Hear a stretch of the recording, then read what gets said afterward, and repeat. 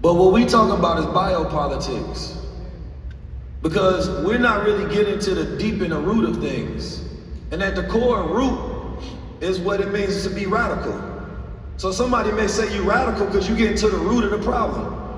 And everything we addressing is at the root. As we talk about sun, I often ask people, number one, are you living at your 100%?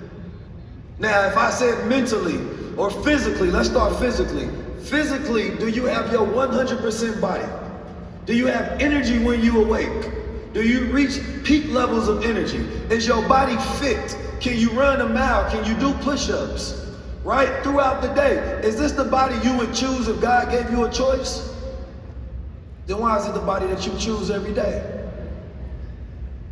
You choose to maintain the body with the habits that you have, so that we can live at a higher frequency. That's the top floor, or the bottom floor. The bottom floor means eat whatever you want to, be inconsistent, do not care whatsoever, and you can stay there rent-free forever.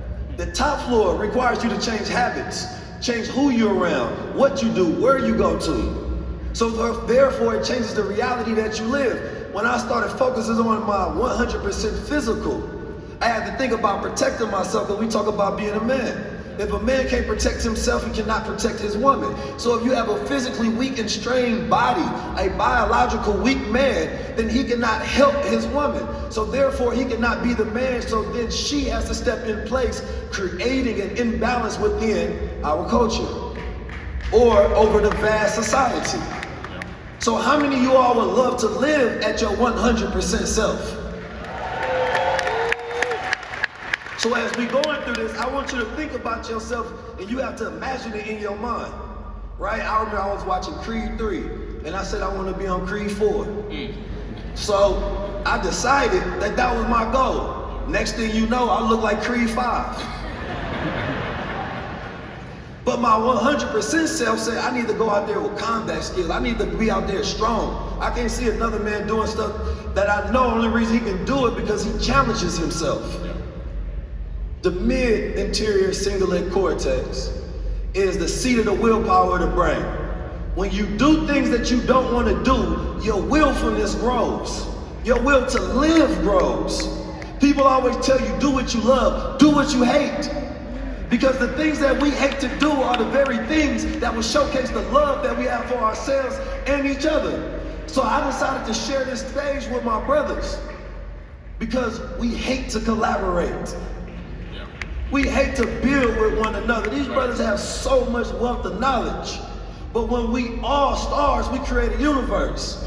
The problem is when we try to outshine each other because of this inferior complex, thinking that you need to be more significant than the one you're standing next to, where the focus should be growth. Our 100% cosmic age. We're in this age now where we see scientific and technological revolutions. We see a generation going through a spiritual awakening. In the early ages of 5 years old, they already have an eco-consciousness. They're more worried about the planet Earth than they are about themselves. They don't want to buy new clothes, they want to go thrift shop, because there has been a change in the way that they see themselves. They see themselves as part of a grand scheme of things, versus just being everything revolving around them. Our generation has been selfish and ego-based, where everything revolves around me, like we not in the universe. So as we talk about a cosmic age, and we talk about this is... So and I'm speaking from a personal standpoint, it would help me out. Just being a biochemist, being in biology, and just being in the laboratory and just looking at cells. What I looked at in cells and energy, especially when you get into magnetism, everything is like this pulsing sensation in the universe. It's like the universe have a language of bringing things in and bringing things out. Bringing things in and bringing things out. So we're not really even doing nothing new, because the fathers and the daughters of old was doing this before. The knowledge go back and the ancient technology go back a long time. I just think now we're finally catching up to that consciousness, and it's renewing itself. There's really nothing new in this universe. It's all in this big old great pool of potential, this ether.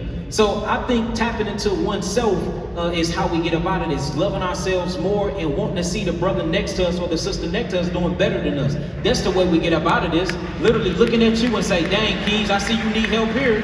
Let me supply that. You know what I'm saying? If I got an overabundance of wealth and I know that you need something, let me step in and help you out. And that's how it used to be. I remember my grandmother used to take care of the whole neighborhood. Anybody can come in her house to eat. Anybody can come sit at her table. She couldn't know you from a can of paint, but she'd help you out. And she was the glue that stuck my neighborhood together. And it seemed like that we missing that because what you was talking about, that insignificance, you know, type of thinking that we're coming in and wanting to step on each other's toes. So I think the way about it is knowledge, information, and the love for oneself and the love for your brother and sister, for real. Yes, sir. And I know that sounds corny, but man, it's real. I think the most practical information is the wisest. Yeah. Because it's the one that's easiest for people to absorb and or use. And I think that this generation that's coming is going to teach us more than anything because they already have the wisdom in them, in their actions. They already fight against systems. Yep. They already do not want to participate in these institutions. Yep. They already thinking, how do I not waste so much and be productive as a citizen of the cosmos, a citizen of Earth, right? They already teaching us the new way and they are the future. Yeah. Oh, no doubt. The youth is the future, which is why I try to tap into the youth as much as I can, because that literally is the future. And when you look at the generation that I came from and some of us came from in here, it's based on competition with no collaboration. It's based on they want to see you do better than them, but not really better than them. And that kind of jealousy mindset and that pocket watching has kind of almost destroyed an entire 2 generations, really.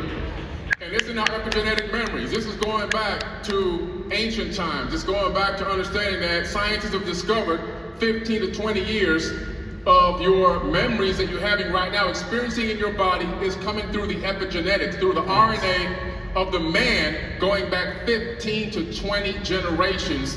And all the stuff that happened to us through the turmoil of slavery and everything else is in our bodies. And so that divide and conquer system that was put in place for hundreds of years is still propagating through us till this very day. The fortunate thing for us is the younger generation is beginning to realize, wait a minute, they want to ask questions. Yeah. They say, wait a minute, if you can't answer this question, there's something wrong. How come you don't want to answer it? The blind faith era is coming to an end. Okay, I'm gonna say that again. The blind faith era is coming. We gotta reprogram ourselves. Because right now, a lot of us are running on programming code. I call some of us NPCs, non-player characters. And we gotta recognize when we need to unlearn and relearn. We need to do a little bit more research, and we gotta begin to realize that your brother and your sister are your brother and your sister, not your enemy. And if you see somebody doing good, we have to recognize in ourselves and check ourselves, well, I'm feeling a little envious right now. I'm feeling a little jealous right now. And then go look in the mirror and talk to yourself and figure out, why am I feeling that? Because technically this person really didn't do anything to me, but I'm feeling some type of way about this person simply because they're achieving things and doing things that I haven't accomplished or maybe that I want to accomplish. But we have to look at ourselves and be honest with ourselves and say, hey, but wait, maybe it's me that's the problem. Maybe I need to go talk to this person and ask them some questions about how they were able to achieve these things, and how can I be a part of their glam up or their glow up, or what can I take from them to add to what I'm trying to accomplish in my life? And when we begin to reprogram ourselves that way and realize that we're here to collaborate, not to hate, not to pocket watch, things are going to change for us and we can support the youth even better. Right now there's 3 men on the stage. All 3 of us have slightly different points of views in various topics and various areas of reality or our realities. What the civilization should be, what science is, what aliens are, whatever, right? But guess what? We're sitting up here on the stage together, collaborating. And guess what? It's okay. It's okay to not agree 100% with everything somebody has to say. It's called being a human, all right? But we're showing you right now something that we can do, and if we can do it up here, everybody can do it. Yeah. Collaboration, less competition. And by doing that and reprogramming ourselves, we'll get the youth to see that we got their back and we support them. And then we'll get more out of them for us as well, because they're gonna also help teach us. It's not a one-way street, it's vice versa.